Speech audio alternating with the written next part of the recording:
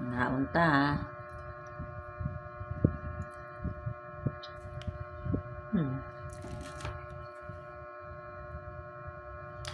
Kalamay. Pinagbigay niyan? Tito Mio mo, galing Cebu kahapon. Tapos pagdating niya ng Tagbilaran, bumili siya ng kalamay. Pasalubong sa akin.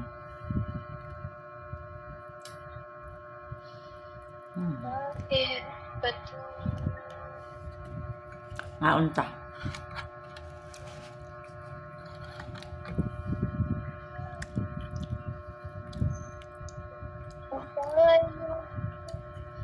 Darating yung Lula Norman nyo ngayon.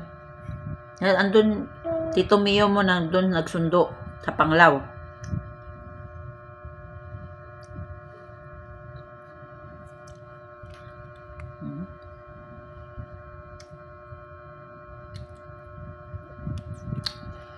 Harap, no? Kasi ito pwedeng tagalang kainin kasi baka mapanis ba, masira. Ito, sarap po.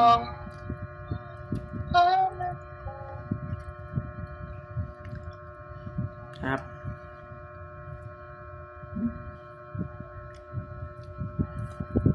Kalamay guys from Bohol, Philippines.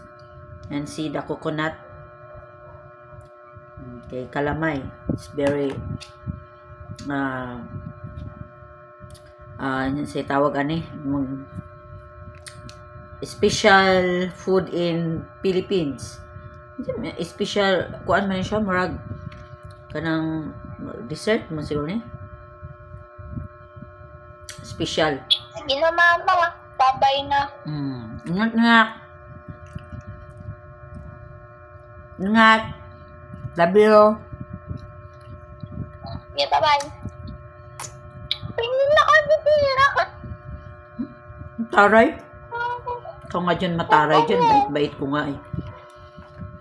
Mama, isang daan lang. Ayun sa karoon, kay mag-umpisa pa nga kami bukas magkaroon ng pasyente, anak eh. Pera pa. Make up na naman u-orderin mo eh. Hindi in-order ko nga yung palda. Bukas na nga make up. Baka magalit yun sa'yo gano'n. Masungit ka naman. Muna ngayon, basta next week na kayo, babawi kami ng pasyente ha.